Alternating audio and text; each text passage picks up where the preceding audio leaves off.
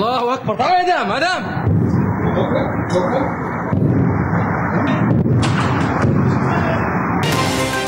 হামলা পাল্টা হামলার মধ্যে পূর্ণাঙ্গ যুদ্ধবিরতিতে সম্মত ইরান ইসরায়েল দাবি ডোনাল্ড ট্রাম্পের হামলা অব্যাহত টেন্ডার ছাড়াই কাটা হলো কিডনি ইনস্টিটিউটের গাছ প্রশাসনিক কর্মকর্তা ও উপপরিচালকের সিন্ডিকেটকে দায়ী থানায় মামলা রংপুর মেডিকেলে রোগীর শরীরে টিটানাস শনাক্ত সংক্রমণের শঙ্কায় আইসিইউ সেবা বন্ধ আতঙ্কিত না হওয়ার পরামর্শ কর্তৃপক্ষের খানাখন্দে বড়া জয়পুরহাট পৌরসভার সড়ক ড্রেনেজ ব্যবস্থা না থাকায় সামান্য বৃষ্টিতেই জলাবদ্ধতা চরম দুর্ভোগে বাসিন্দারা কুষ্টিয়ার দৌলতপুর সীমান্ত হয়ে ভারত থেকে অবাধে আসছে মাদক ছড়িয়ে পড়ছে সারা দেশে ধরা ছোঁয়ার বাইরে মূল হোতারা প্রতিদিন হাজার হাজার কোটি টাকার মাদক ঢুকে গাঁজা হিরোইন ফেন্সিডিল বাবা হাজার হাজার কোটি টাকার মাদক ঢুকে এদের সাথে আপনার গণ্যমান্য ব্যক্তিজন সামাজিক লোক সব জড়িত এবং বিজিবি টিজিবি সব জড়িত করোনার স্বাস্থ্যবিধি মেনে এইচএসসির প্রস্তুতি দিনাজপুর শিক্ষা বোর্ডে কেন্দ্রে কেন্দ্রে পরিচ্ছন্নতা পরীক্ষার্থীর সংখ্যা কমেছে ৯,৫০০ এবং ক্লাব ফুটবল বিশ্বকাপের শেষ ১৬তে মেসির ইন্টার মিয়ামি ব্রাজিলিয়ান ক্লাব পালমেইরাসের সঙ্গে ২-২ গোলে ড্র দেখছিলেন শিরোনাম সংবাদ সকালের সঙ্গে আছি আমি রাবিয়া ইসলাম স্নেহা শুরুতেই ইরান ইসরায়েল যুদ্ধ প্রসঙ্গ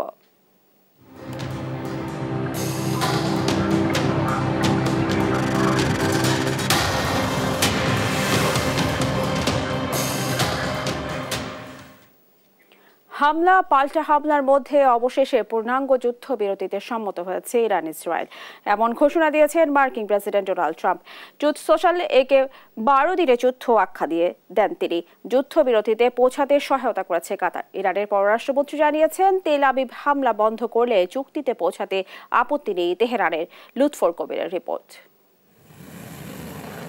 গেল ১৩ আগস্ট ভোরে ইরানে ভয়াবহ হামলা শুরু করে ইসরায়েল সেই আক্রমণের দাঁত ভাঙা জবাব দিয়ে আসছে ইরান মধ্যপ্রাচ্য ছাপিয়ে উত্তেজনার পারদ ছড়িয়েছে পুরো বিশ্বে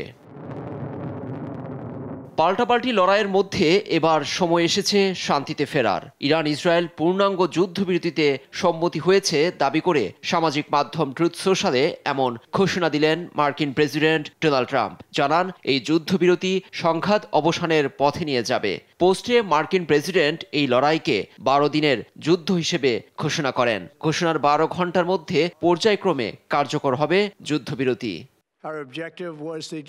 এতে মধ্যস্থতা করেছেন কাতারের প্রধানমন্ত্রী শেখ মোহাম্মদ বিন আব্দুর রহমান আল থানি তবে এক্সে তাৎক্ষণিক পোস্টে ইরানের পররাষ্ট্রমন্ত্রী আব্বাস আরাগচি বলেছেন দখলদার ইসরায়েল তার দেশের জনগণের বিরুদ্ধে বিমান হামলা বন্ধ করলেই চুক্তিতে পৌঁছাবে ইরান শত্রুপক্ষ আক্রমণ থামালে প্রতিশোধ নেওয়ার ইচ্ছে নেই তার দেশের ট্রাম্পের ঘোষণায় স্বাগত জানিয়েছেন যুক্তরাষ্ট্রের নিম্নকক্ষ প্রতিনিধি পরিষদের স্পিকার মাইক জনসন তবে ট্রাম্পের যুদ্ধবিরতির ঘোষণার পর তেহরানের আকাশে বিস্ফোরণের শব্দ শোনা গেছে ধারণা করা হচ্ছে ইসরায়েল শেষ সময়ে দেশটিতে বড় ধরনের হামলার চেষ্টা চালাচ্ছে প্রতিহত করছে তেহরানের আকাশ প্রতিরক্ষা ব্যবস্থা অন্যদিকে ইরাকের বালাদ তাজি সহ আরও কয়েকটি সামরিক ঘাঁটিতে বড় ধরনের বিস্ফোরণের ঘটনা ঘটেছে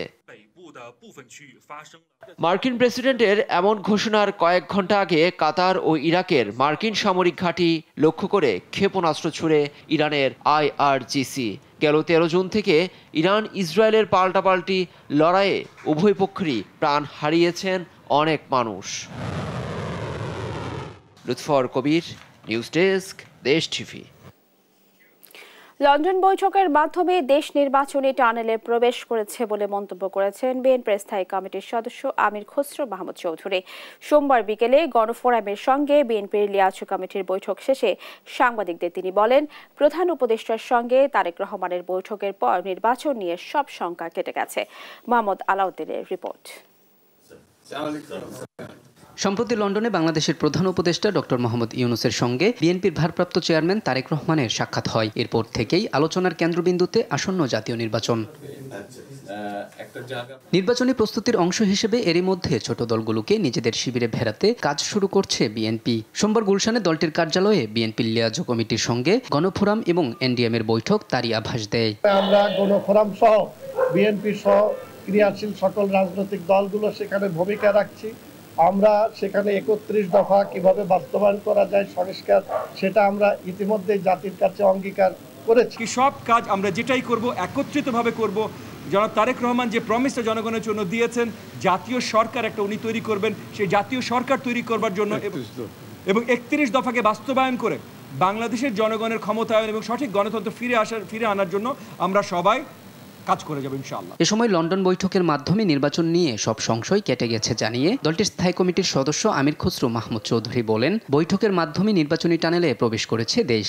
ডক্টর ইউনূস সাহেবের সাথে প্রধান উপদেষ্টার সাথে বৈঠকের পরে ফেব্রুয়ারির প্রথমার্ধে নির্বাচনের যে আলোচনা জনগণ সেটা অত্যন্ত ইতিবাচকভাবে নিয়েছেন এবং যে আশঙ্কা ছিল জনগণের মধ্যে সেটা কেটে গিয়েছে।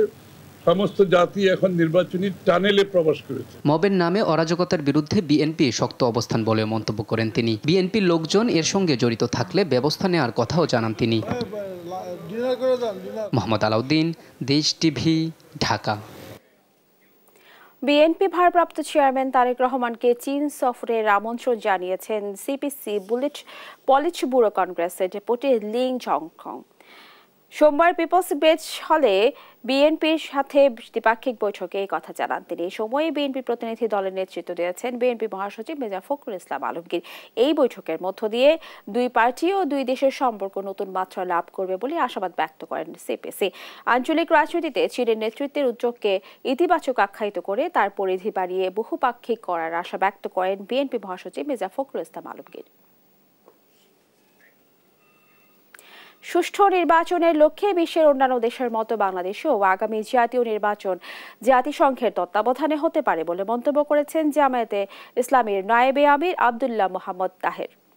সোমবার দুপুরে রাজধানীর মগবাজারে জামায়াতের কেন্দ্রীয় কার্যালয়ে দলটির আমির ডাক্তার শফিকুর রহমানের সঙ্গে কানাডার হাই কমিশনার অজিত সিং এর বৈঠক শেষে এই কথা জানান তিনি। সাংবাদিকদের প্রশ্নের জবাবে নায়েবে আমির বলেন, পিআর পদ্ধতিতে নির্বাচন সহ যেসব বিষয়ে রাজনৈতিক দলগুলো একমত হবে না সেসব বিষয়ে গণভোট চায় জামায়াত। এই সময় সুষ্ঠু নির্বাচনে কানাডা বাংলাদেশের পাশে থাকবে বলে আশ্বস্ত করেন কানাডার হাই কমিশনার।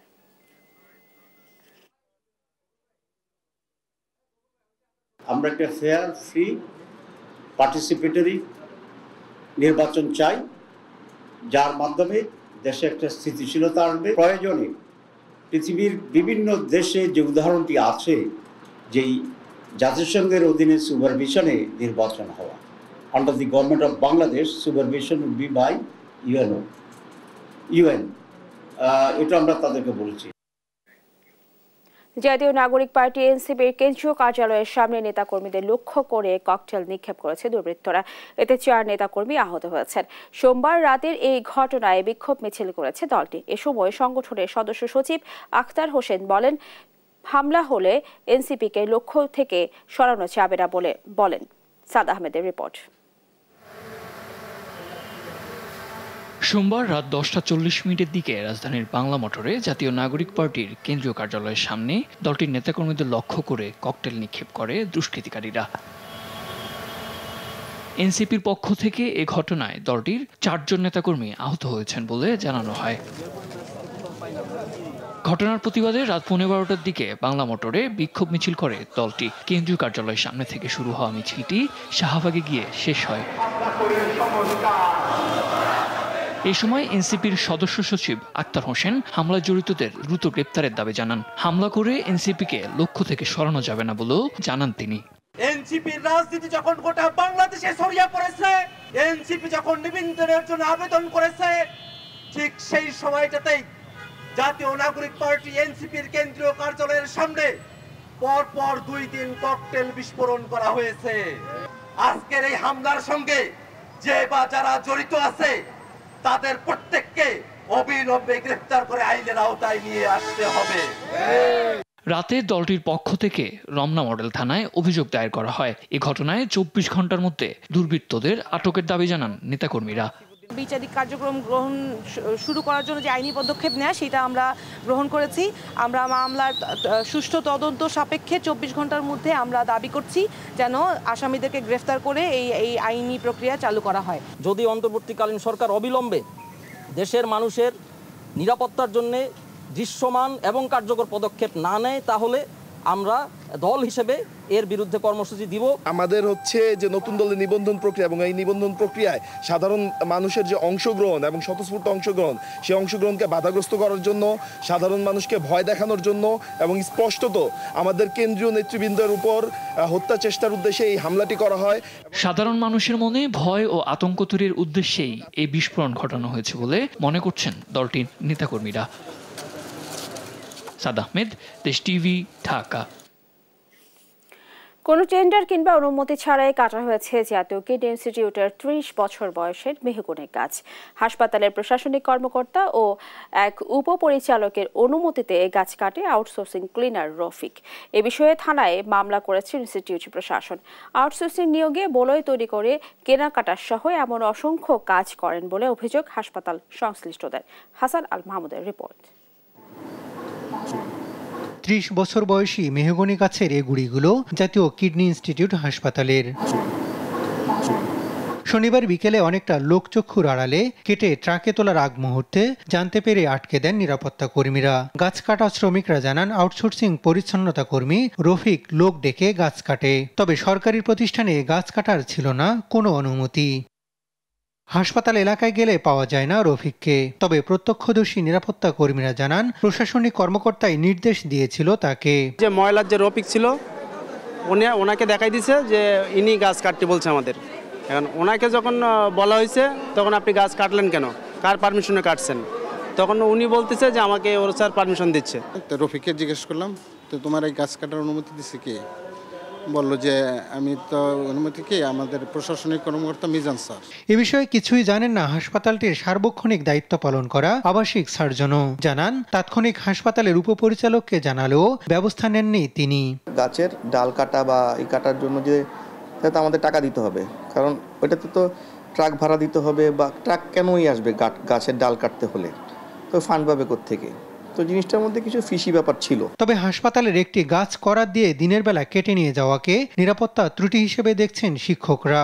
এটা তো অনেক বড় সিকিউরিটি ইস্যু অবশ্যই, কারণ একটা হাসপাতালের মধ্যে একটা সরকারি ভবনের ভিতরে একটা ট্রাক নিয়ে এসে গাছ কেটে নেওয়া যেত, অনেক বড় ইস্যু এটা। হাসপাতালের বিভিন্ন পর্যায়ের কর্মকর্তা ও কর্মচারীরা ক্যামেরায় কথা না বললেও জানান প্রশাসনিক কর্মকর্তার সঙ্গে হাসপাতালের উপপরিচালক গাছ কাটার সঙ্গে জড়িত ছিলেন। একই সঙ্গে বিধি ভেঙে কারো সঙ্গে আলোচনা ছাড়াই আউটসোর্সিং নিয়োগ, টেন্ডার আহ্বান সহ একাধিক অভিযোগ উপপরিচালকের বিরুদ্ধে। তবে এসব বিষয়ে আর্থিক লেনদেনের বিষয়টি অস্বীকার করেন তিনি।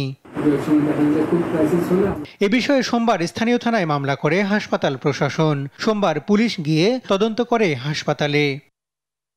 তবে পরিচালক বলেন বিকেলে যখন লোকজন কম ছিল তখনই গাছটি কাটা হচ্ছিল। মামলার পাশাপাশি তদন্ত কমিটি গঠন করেছে হাসপাতাল কর্তৃপক্ষ। এবং তারা গাছ নিয়ে যেতে পারেনি। এই ঘটনা জানার পরপরই আমরা থানার ওসি সাহেবের সঙ্গে কথা হয়, আমরা ওখানে মামলা করে দিয়েছি। ইন্টারনালি তদন্ত কমিটি করা হয়ে গেছে এবং কমিটি কাজ শুরু করে দিয়েছে। হাসপাতালের অভ্যন্তরে কোনো সম্পদ এভাবে কাটাকে নিরাপত্তা ত্রুটি হিসেবে দেখছেন পরিচালকও।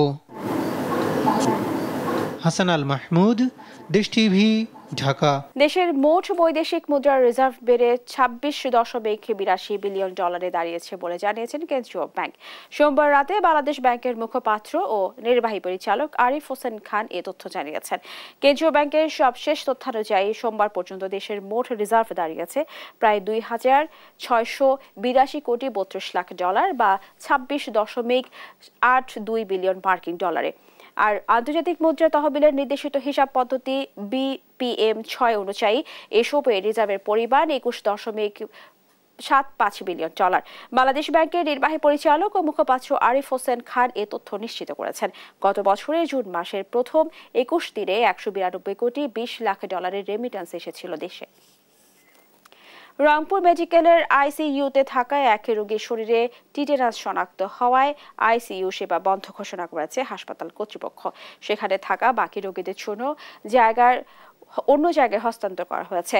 হাসপাতাল কর্তৃপক্ষ জানিয়েছে সোমবার দুপুরে শ্বাসকষ্ট নিয়ে ভর্তি হওয়া কুড়িগ্রামের চিলমারির বাসিন্দা মহুবার রহমানের শরীরে টিটেনাস শনাক্ত হয়। এর পরপরই তাকে আইসিইউ থেকে হস্তান্তর করা হয়। মেডিকেলের আইসোলেশন সেন্টারে তার চিকিৎসা চলছে। একই সঙ্গে অন্য রোগীদের যাতে সংক্রমণ না ঘটে সেজন্য তাদেরও স্থানান্তর করা হয়েছে। অন্যদের আতঙ্কিত না হওয়ার পরামর্শ কর্তৃপক্ষের। জয়পুরহাট পৌরসভার সড়কগুলোর বেহাল দশা যেন দুর্ভোগের আরেক নাম। দীর্ঘদিন সংস্কার না করায় রাস্তায় সৃষ্টি হয়েছে খানাখন্দ ও মৃত্যুফাত।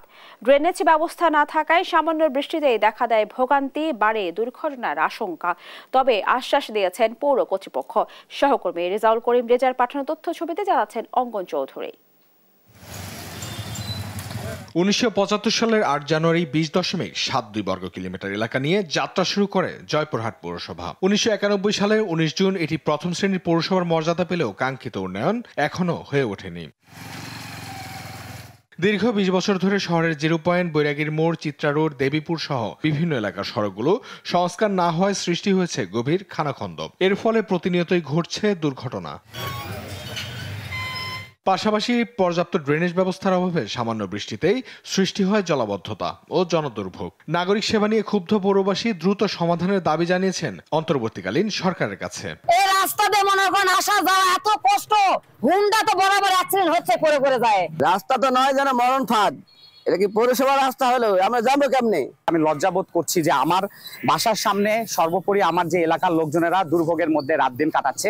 বিশেষ করে বাইরে থেকে যে গাড়িগুলো আসে তারা তো বোঝে না যে এই রাস্তার এই অবস্থা। তারা যখন আসে তারাও কিন্তু এখানে এসে অনেক সময় আটকে যায় এবং দুর্ভোগের শিকার হয়। সকালবেলা আমরা কাজে আসতে পারি না, গাড়ি ঘোড়া যেতে পারে না। এই রাস্তাটা অত সব রাস্তা আছে, আর আমার এই রাস্তাটা হয় না কেন? 10 বছর যাবত আমরা এই পরিভোগ করতেছি। বিগত 10 বছর আগে জেলা মেম্বার, চেয়ারম্যান, পৌরসভাদের দায়িত্বে ছিলেন, তারা কোনো উদ্যোগ নেয়নি। জনগণের দুর্ভোগ লাঘবে পৌরসভার প্রশাসক আবারও দ্রুত সড়ক সংস্কারের দৃঢ় প্রতিশ্রুতি দিয়েছেন। ইতিমধ্যেই অনেকগুলো টেন্ডার সম্পন্ন হয়েছে এবং কাজ চলমান রয়েছে, যেগুলো আপনারা দেখছেন। এবং এই আমাদের যে কেন্দ্রীয় মসজিদ থেকে দেবীপুরের যে রাস্তাটা, সেটাও আমরা লাইভে দিয়েছি এবং আমরা টেন্ডার কার্যক্রম আমাদের খুব দ্রুতই সম্পূর্ণ হবে। প্রথম শ্রেণীর পৌরসভা হলেও সড়ক ও ড্রেনেজ ব্যবস্থার বেহাল দশায় চরম ক্ষুব্ধ রয়েছেন স্থানীয়রা এবং তারা দ্রুত সমাধানের দাবি করেছেন। নিউজ ডেস্ক, দেশ টিভি। মানিকগঞ্জ পৌর শহরের প্রায় সব রাস্তায় এখন খানাখন্দে ভরা। সামান্য বৃষ্টিতেই জলাবদ্ধতা দেখা দেয়, এতে চরম ভোগান্তি পোহাতে হয় পৌরবাসীকে। বিস্তারিত জানাতে যুক্ত হচ্ছেন সহকর্মী আব্দুল আলিম। আলিম, যেমনটি বলছিলাম যে সড়কের বেহাল দশা, খানাখন্দে ভরা, এই সড়কগুলো এখন আসলে কি অবস্থায় রয়েছে? পৌরবাসীর অভিযোগ কিংবা প্রশাসনের কোনো প্রতিক্রিয়া জানা গেছে কিনা আমাদের জানাবেন।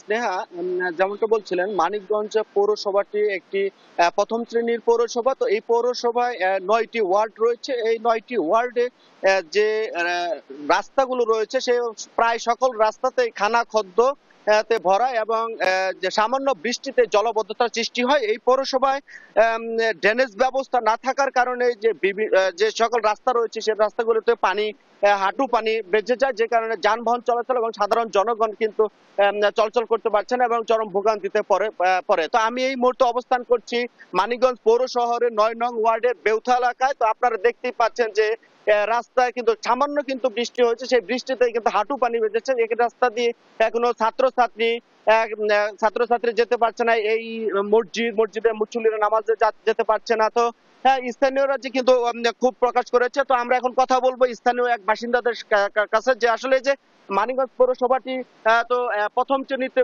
পৌরসভা, তো এই রাস্তাঘাটের কি অবস্থা আপনাদের বলেন? রাস্তাঘাটের এমনই অবস্থা, বৃষ্টিতে দরস্থান, আকাশে যদি কাইলা করে এই জায়গায় পানি বাজে। এবং এই জায়গায় একটা মসজিদ আমরা কেউ নামাজ পড়তে চাইতে পারি না পানির জন্য। নোংরা পানি, চায়ের মুড়া পানি, সেই জায়গা গিরা পানি, হাঁটু পানি হয়ে যায়। এবং সামনে একটা কি যেন কয় স্কুল, ছোট ছোট বাচ্চারা এই স্কুল আসতে পারে না, তারা দুনিয়া ঘুরে আসে। তো এই কি নিয়ম, এই কি অবস্থা? কাজে আমরা খুব দ্রুত গতিতে আমরা এটা সংস্কারের জন্য আমরা কর্তৃপক্ষের কাছে অনুরোধ জানাচ্ছি। ধন্যবাদ আপনাকে। যেমনটি শুনছিলেন যে স্থানীয় বাসিন্দারা কিন্তু চরম ক্ষোভ প্রকাশ করেছেন। তারা যেটি বলছেন যে পৌর কর্তৃপক্ষকে তারা স্থানীয়রা বারবার পত্রের মাধ্যমে এবং স্থানীয় জনগণ কিন্তু জোর দাবি জানালেও কিন্তু এর কোনো সমাধান পাচ্ছে না। তো সব মিলে বলা যায় যে এই মানিকগঞ্জ পৌরসভাটি একটি অবহেলিত পৌরসভা। এই পৌরসভায় নেই ড্রেনেজ ব্যবস্থা, নেই সড়ক বাতি, পানির সমস্যা এবং যে রাস্তাঘাটগুলো হয়েছে সেই রাস্তাগুলোতেও খানা খদ্দ এবং সামান্য বৃষ্টিতে কাদা মাটিতে ভরে যায়, যে কারণে কিন্তু পথচারীরা চলাচল অসুবিধা হয় এবং পৌরবাসী চরম ভোগান্তিতে রয়েছে। তো আমরা কথা বলেছি পৌর কর্তৃপক্ষের সাথে। পৌর কর্তৃপক্ষ বলেছেন যে পৌরসভার 9টি ওয়ার্ডে কিছু জায়গা তারা চিহ্নিত করেছে, তারা এই অতি দ্রুত স্থানগুলো পরিদর্শন করে একটা কার্যত পদক্ষেপ নেবে। তো স্থানীয়দের দাবি যেন অতি দ্রুত এই সমস্যাগুলো সমাধান করা হয়। তো এই ছিল আমার কাছে মানিকগঞ্জের যে পৌরসভার রাস্তাঘাটের যে বেহাল দশা তার সর্বশেষ খবর। আলিম, আপনাকে ধন্যবাদ। দর্শক শুনছিলাম মানিকগঞ্জের পৌর শহরের রাস্তার খানাখন্দ এবং বেহাল দশার খবরাখবর। শরীয়তপুরের হাসপাতালগুলোতে বেড়েছে দালালদের দৌরাত্ম্য, এতে ভোগান্তিতে পড়েছেন রোগী ও স্বজনরা। বিস্তারিত জানাতে সরাসরি যুক্ত হচ্ছেন সহকর্মী সাইফুল ইসলাম আকাশ। আকাশ, আপনি আমাদের জানাবেন এই বিষয়ে কি পদক্ষেপ নিচ্ছে হাসপাতাল কর্তৃপক্ষ?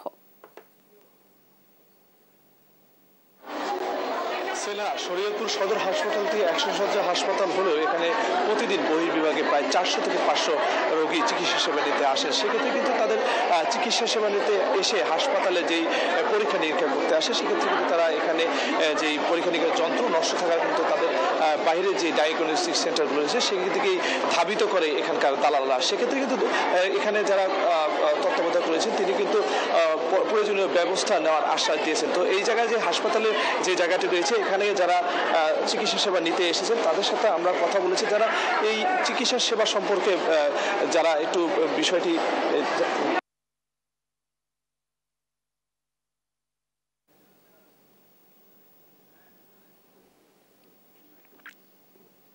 আকাশ, আপনাদের ধন্যবাদ। দর্শক শুনছিলাম শরীয়তপুরের হাসপাতালের সর্বশেষ খবর।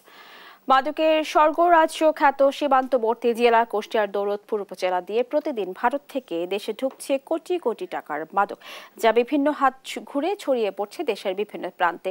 প্রশাসনের অভিযানে বিভিন্ন সময়ে মাদকের চালান সহ বহনকারীরা ধরা পড়লেও মূল হোতারা থেকেই যাচ্ছে ধরা ছোঁয়ার বাইরে।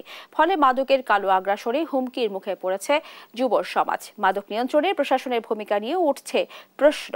ইরফান রানার ক্যামেরায় কুষ্টিয়া থেকে নাহিদ হাসান তিতাসের রিপোর্ট। জল ও স্থল মিলে ভারতের সাথে বাংলাদেশের কুষ্টিয়া জেলার দৌলতপুর উপজেলার 51 কিলোমিটার সীমান্ত সংযোগ রয়েছে, যার মধ্যে 10 কিলোমিটারই অরক্ষিত। এই অরক্ষিত সীমান্ত দিয়েই প্রতিরাতে ভারত থেকে দেশে ঢুকছে কোটি টাকার ফেন্সিডিল, হিরোইন, গাঁজাসহ বিভিন্ন ধরনের মাদক, যা বিভিন্ন হাত ঘুরে ছড়িয়ে পড়ছে জেলাসহ দেশের বিভিন্ন প্রান্তে। মাল আসে যখন ইন্ডিয়ান বিএসএফ যখন আজাম দেয়, এখন বিএসএফ এর একটা চেঞ্জ হয়, বিএসএফ ওপি চেঞ্জ হয়, সেই টাইমটাই মাল পার করে বর্ডার দিয়ে। প্রশাসন আছে বিধায় এরা সাহায্য পাচ্ছে। প্রশাসন যদি বাধা দেয়, তাদের তো ক্ষমতা নাই যে সেই জিনিসটা পারাপার করে 2 নম্বর জিনিসটা পার করে আরেক জায়গায় দেওয়ার। প্রশাসনের অভিযানে বিভিন্ন সময় মাদকের কিছু চালান সহ চুক্তিভিত্তিক বহনকারীরা ধরা পড়লেও এর মূল হোতারা থেকেই যাচ্ছে ধরাছোঁয়ার বাইরে। ফলে ঝুঁকির মধ্যে পড়ছে দেশ, বিপদগামী হচ্ছে যুব সমাজ। এর জন্য প্রশাসনের ভূমিকাকেই দুষছেন সাধারণ মানুষ। মাদকের এমন আগ্রাসনের লাগাম টানতে প্রশাসনের কঠোর হস্তক্ষেপ চাই তারা। আপনার ভারতে থেকে তারকাটার মাধ্যমে, তারকাটার উপর দিয়া মাল 2 নম্বর ফেন্সিডিল, গাঁজা, হিরোইন, বাবা ফেলাই দেয় উপর থেকে। হাতের নাগালেই তারা মাদকটা পাচ্ছে এবং এটা পেয়ে কি হচ্ছে, সামাজিকভাবে ব্যক্তিগত ব্যক্তির থেকে সমাজের দিক দিয়ে আর কি এটার ইফেক্টটা পড়ছে। তবে সীমান্ত দিয়ে প্রতিরাতে কোটি টাকার মাদক ঢুকলেও পুলিশ বলছে দেশে মাদকের বিস্তার রোধে কঠোর অবস্থানেই রয়েছেন তারা। আমাদের প্রতিদিনের নিয়মিত কার্যক্রমের মধ্যে পুলিশি চেকপোস্ট রয়েছে। চেকপোস্টের মাধ্যমে আমরা সীমান্তবর্তী এলাকা থেকে যাতে কোনো মাদক দ্রব্য অত্র অঞ্চলে বা অত্র অঞ্চলের বাইরে না যেতে পারে, সেই জন্য আমরা সবসময়ের জন্য চেকপোস্টের করে থাকি। মাদক নিয়ন্ত্রণে সীমান্তে নজরদারি বৃদ্ধি সহ মাদকের সাথে জড়িত মূল হোতাদের আইনের আওতায় আনতে পারলেই কমবে মাদকের ভয়াবহতা, এমনটিই মনে করেন সচেতন নাগরিকরা। নাহিদ হাসান তিতাস, দেশ টিভি, কুষ্টিয়া। স্বাস্থ্যবিধি মেনে এবার এইচএসসি পরীক্ষার প্রস্তুতি নিয়েছে দিনাজপুর শিক্ষা বোর্ড। পরীক্ষার্থীদের মুখে মাস্ক, হ্যান্ড স্যানিটাইজার ও কমপক্ষে 3 ফিট দূরত্ব বজায় রেখে হচ্ছে সিট প্ল্যান। পরিষ্কার হচ্ছে পরীক্ষার কেন্দ্র ও শ্রেণীকক্ষ। এদিকে গেল বছরের তুলনায় এবার শিক্ষার্থী কমেছে প্রায় ৯,৫০০। রংপুর থেকে রফিকুল ইসলামের প্রতিবেদন, ছিলেন মাহমুদ রকি। আগামী বৃহস্পতিবার বাংলা প্রথম পত্রের মধ্য দিয়ে শুরু হবে এবারের এইচএসসি ও সমমানের পরীক্ষা। মাঝের 2 বছর স্বাভাবিক নিয়মে পরীক্ষা কেন্দ্রে পরীক্ষার্থীরা আসলেও এবারের প্রস্তুতিটা ভিন্ন। সংক্রমণ রোধে আগে থেকেই কেন্দ্র পরিচ্ছন্ন করছে কর্তৃপক্ষ। এবার অভিভাবকদের অবস্থানে আসছে নিয়ন্ত্রণ। প্রস্তুতি সম্পন্ন হয়েছে। শিক্ষার্থীরা অবশ্যই মাস্ক পরে হলের ভিতর প্রবেশ করবেন। বেঞ্চের দূরত্ব আমরা 3 ফিট বজায় রাখার চেষ্টা করছি। করোনার একটু প্রাদুর্ভাব দেখা গেছে, করোনা যে কোনো সময় হতে পারে, এই জন্য সকল স্টুডেন্ট মাস্ক পরে আসবে, হ্যান্ড স্যানিটাইজার ব্যবহার করবে, অর্থাৎ করোনার জন্য সামাজিক দূরত্ব বজায় সব রেখে চলবে, এরকমই আমরা ব্যবস্থা নিয়েছি। প্রশ্নপত্র ফাঁসবিহীন সুষ্ঠু পরীক্ষা পরিচালনায় সব প্রস্তুতি নেওয়ার কথা বলছে বোর্ড কর্তৃপক্ষ। প্রশ্নপত্র ফাঁস রোধের জন্য বর্তমানে সরকার সর্বোচ্চ সতর্কতা অবলম্বন করেছেন। আমাদেরকে সরকারি তরফ থেকে যেভাবে নির্দেশনা দেওয়া হয়েছে আমরা সেভাবে কাজ করছি। বছর ঘুরে পরীক্ষার্থীর সংখ্যা কমায় চিন্তিত শিক্ষকরা। বিষয়টি ভিন্নভাবে মূল্যায়ন করছেন শিক্ষাবিদরাও। মাধ্যমিক পর্যায়ে কমেছে, কিন্তু মাদ্রাসাতে কিন্তু আবার বেড়েছে। ওই সময়টাতে দেখা যাচ্ছে 2.5 লক্ষ বেড়েছে মাদ্রাসাতে, এবং সেটিও শুধু নিবন্ধিত মাদ্রাসায়। এই যে অটো পাস, সংক্ষিপ্ত সিলেবাস, এইটাও কিন্তু প্রভাব ফেলেছে। এই যে বাল্যবিবাহ, তারপরে আর্থিক যে অসচ্ছলতা করোনার পর, এটাও তো বেড়েছে। এই সংখ্যাটা কিন্তু শহর অঞ্চলে নয়, বরং গ্রাম অঞ্চলে কমে গেছে। মানুষের সক্ষমতা কমে গেছে, শিক্ষার পেছনে যে ব্যয় আছে সেই জায়গাটা আমাদেরকে গুরুত্ব দিতে হবে। বেকারের সংখ্যা বেড়েছে 27 লক্ষর চেয়েও বেশি, কিন্তু এই সময়ে বিদেশি বিনিয়োগটা বৃদ্ধি পায়নি। এগুলোর একটা প্রভাব হতে পারে। এবার দিনাজপুর বোর্ডের অধীনে 661টি কলেজ থেকে নিয়মিত অনিয়মিত মিলে অংশ নেবে 1,03,832 জন পরীক্ষার্থী। গেল বছরের তুলনায় এবার পরীক্ষার্থী কমেছে 9,888 জনে। রফিকুল ইসলাম, দেশ টিভি, রংপুর।